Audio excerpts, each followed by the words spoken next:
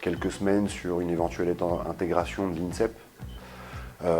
Puis après, on a vite pris l'option de constituer notre projet dans une structure qu'on avait l'habitude de fréquenter. L'idée, c'était bien de se dire, 2 centres nationaux en France pour un seul projet, c'est un centre de trop. Donc rassemblons les forces, qu'on parle des forces des sportives et des sportifs, qu'on parle des forces dans l'encadrement.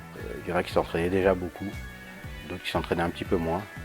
Donc pour ceux qui s'entraînaient un petit peu moins, forcément, ça a été plus dur. Il a fallu avoir un temps d'adaptation. Mais bon, tout le monde est rentré dans le moule.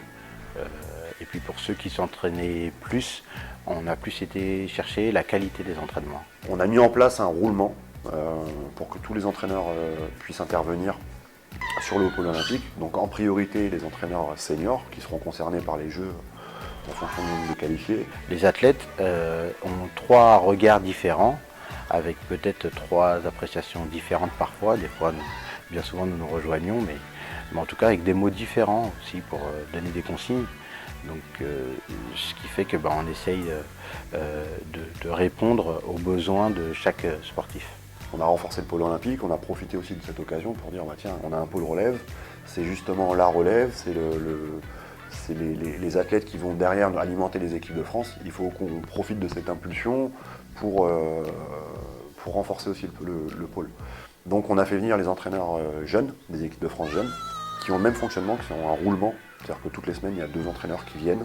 Le message, il est simple, hein. On a une page de l'histoire du karaté olympique à écrire. La page est blanche aujourd'hui, c'est la première fois qu'on sera inscrit au programme des Jeux.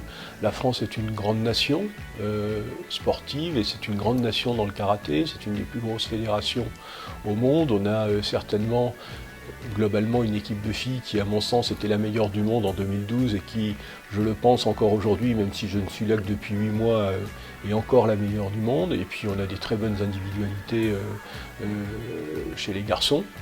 Donc voilà, il faut qu'on réussisse cette première page à Tokyo.